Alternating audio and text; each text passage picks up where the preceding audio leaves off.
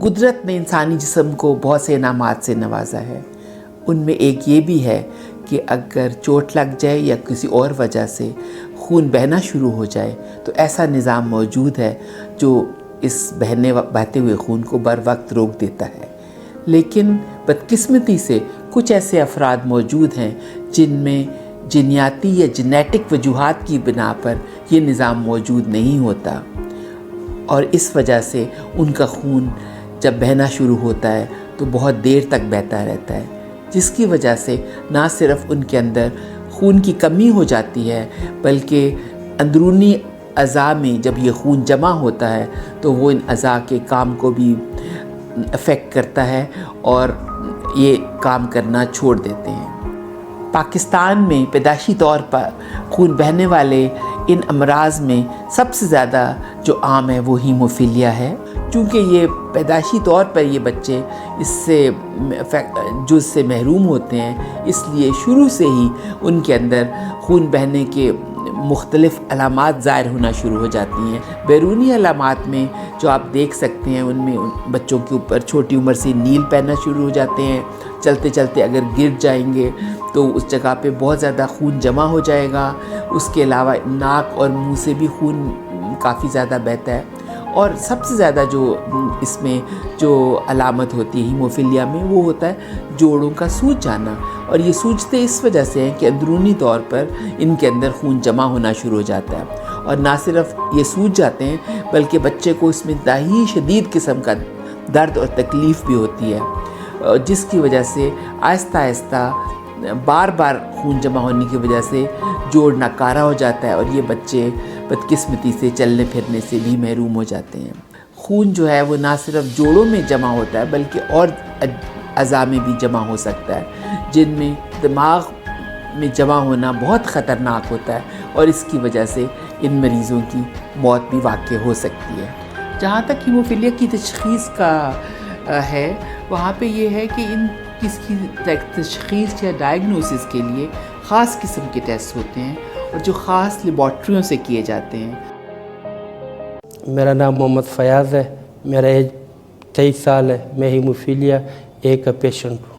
مجھے پہلے چوٹ لگی تھی تو 5 سال کی عمر میں، اس وقت سے درد شروع ہوا تھا. پھر چلے گئے تھے ہاسپٹل اور انہوں نے FAP لکھ کے دیے.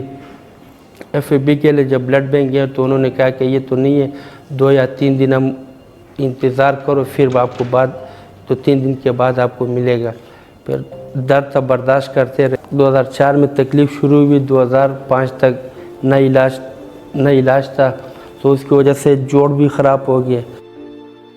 پھر 2005 کے بعد ڈاکٹر تیرا سے ملاقات ہوئی. انہوں نے گائیڈ کیا کہ جب تکلیف شروع ہو جائے فیکٹر اگر نہ بھی ہو پھر FAP لگانے. ہیموفیلیا سینٹر کے آنے سے بعد آسانیاں تو ہے لیکن مشکلات کا سامنا بھی ہے. یہاں پہ کبھی فیکٹر ملتے ہیں، کبھی نہیں ملتے، کبھی خریدنے پڑتے ہیں. اگر یہاں پہ نہ ہو تو پھر جا کے پم سے FAP لگانے پڑتے ہیں. اگر وہاں پہ بھی نہ ملے تو پھر درد برداشت کرنا پڑتا ہے. جب ان کو مثلاً خدا نخواستہ چوٹ لگ جائے، ان کا خون زیادہ بہنا شروع ہو جائے مریض کا، یا جوڑوں میں خون جمع ہو جائے، یا خدا نخواستہ کوئی آپریشن ہو جائے اور اس کے بعد بہت خون بہہ رہا ہے، تو ان تمام صورتحال میں علاج کی ضرورت ہوتی ہے. علاج اس کا یہ ہے کہ جب بھی یہ خون بہے تو ان کو یہ فیکٹر 8 لگا دیا جائے، جس کی وجہ سے جب یہ کمی پوری ہو جاتی ہے تو خون بھی رک جاتا ہے. یہ جو فیکٹرز ہیں یہ نہ صرف پاکستان میں بہت کم ملتے ہیں، اس کے علاوہ یہ بہت مہنگے بھی ہیں. بدقسمتی سے پلازما کے استعمال کی وجہ سے جو صحیح طرح سکرین نہیں ہوتا، ہمارے تقریباً 30% مریض جو ہیموفیلیا کے ہیں ان کو ہیپاٹائٹس C انفیکشن لاحق ہو جاتی ہے. 1995-6 میں کا ذکر ہے جب یہ سوسائٹی بنانے کا ارادہ کیا گیا، اور یہ فوجی فاؤنڈیشن ہاسپٹل میں ان دنوں میں کام کرتی تھی اور وہاں پہ یہ کیا. ورلڈ فیڈریشن آف ہیموفیلیا ان کے ساتھ رابطہ قائم کیا جو ورلڈ فیڈریشن آف ہیموفیلیا کی ایک ہیومینیٹیرین ایڈ پروگرام ہے جس کے ذریعے وہ ترقی پذیر ممالک میں فیکٹر بھیجتے ہیں، اور انہوں نے ہماری کافی مدد کی کہ ہم لوگ مریضوں کو ان کے لیے کچھ نہ کچھ تو ہمارے پاس ان کی جو ایمرجنسی والی چیزیں تھیں ان کو کرنے کے لیے ہم کور کر لیتے تھے۔ امریکن بیسڈ آرگنائزیشن ہے سیو ون لائف کے نام سے، یہ بھی ہمارے ہیموفیلک پیشنٹس کو یا انہیریٹڈ بلیڈنگ ڈس آرڈر والے پیشنٹس کو بہت ہیلپ کرتی ہے، اور مینلی یہ فنڈس کی صورت میں اسکالرشپس میں یا مائکرو انٹرپرائز گرانٹس کے صورت میں ہمارے پیشنٹس کو مانیٹری ہیلپ کرتی ہے۔ میٹرک کے بعد بھی جو بزنسز میں جانا چاہتے ہیں تو اسمال بزنسز جو ہیں وہ ان کی ہیلپ سے وہ ہمارے جو پیشنٹس ہیں جو ایڈلٹہڈ میں آ رہے ہیں وہ اپنی کر لیتے ہیں۔ اس کے علاوہ مدرس بھی کئی ہیں جن کے بچے تو چھوٹے ہیں جو پیشنٹس ہیں، لیکن وہ مدرس یا پیرنٹس جو ہیں ان کو بھی یہ مائکرو انٹرپرائز گرانٹس جو ہے یہ اویلیبل ہے۔ تو یہ ایڈیشنل بینیفٹس ہیں جو ہم سوسائٹی کے تھرو جو رجسٹر ہوتے ہیں پیشنٹس، تو ان کی لائف پہ ایک بڑا پازیٹیو امپیکٹ پڑتا ہے۔ تو میرا اس فورم پہ بات کرنے کا یہ درخواست ہے سب سے کہ گورنمنٹ کو اپنا رول پلے کرنا چاہیے۔ وہ کیا رول ہے کہ جو سرکاری اسپتال ہیں وہاں پہ اس بیماری کا تشخیص سے لے کے یعنی ڈائگنوسس بھی ہو جائے، اور اس کے علاوہ علاج بھی اویلیبل ہونا چاہیے۔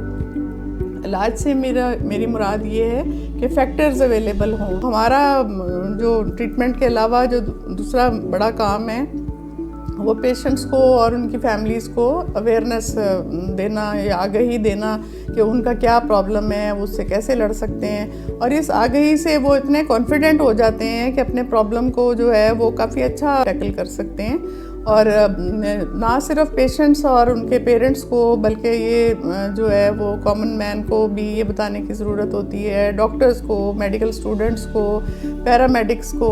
سو ہر ایک ہم اویئرنیس جب کرتے ہیں تو ہم سارے پوری یعنی سوسائٹی کو سامنے رکھ کے کرتے ہیں، اور اس میں ہمارے ڈفرینٹ طریقے ہیں اویئرنیس کرنے کے۔ اس میں ہم جس طرح ٹی وی وغیرہ پہ انٹرویوز ہیں اس کے ذریعے کرتے ہیں، سیمینارز اور سمپوزیم کالجز میں جا کے کرتے ہیں۔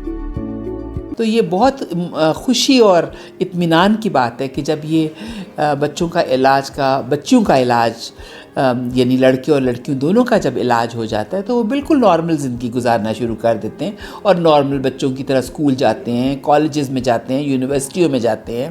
اس کے علاوہ دوسری تمام سرگرمیوں میں بھی جیسے کھیل کود، پکنکس وغیرہ میں یہ شامل ہوتے ہیں۔ یہ جو بچے ہیں یہ خود ریٹرن کرتے ہیں سوسائٹی کو، والنٹیئر بن جاتے ہیں، مختلف یہ کام کرتے ہیں سوسائٹی کے لیے، اور یہ ہمارا فیوچر ہے۔ بڑے ہو کر ملک کو آگے چلائیں گے، سوسائٹی کو آگے چلائیں گے۔ اور یہاں یہ کہنا بہت ضروری ہے کہ یہ ساری چیزیں صرف تب ہو سکتی ہیں، صرف اور صرف تب ہو سکتی ہیں جب ان کا صحیح طریقے سے علاج کیا جائے، اور اگر خدا نخواستہ علاج صحیح نہ ہو سکے تو یہی جو ہنستے مسکراتے بچے، خوش کھیلتے ہوئے بچے جو ہیں یہ مرجھا جاتے ہیں، اور معذوری ان کا مستقبل بن جاتی ہے، اور کئی دفعہ تو اتنی خون بہنے کی وجہ سے موت بھی واقع ہو سکتی ہے۔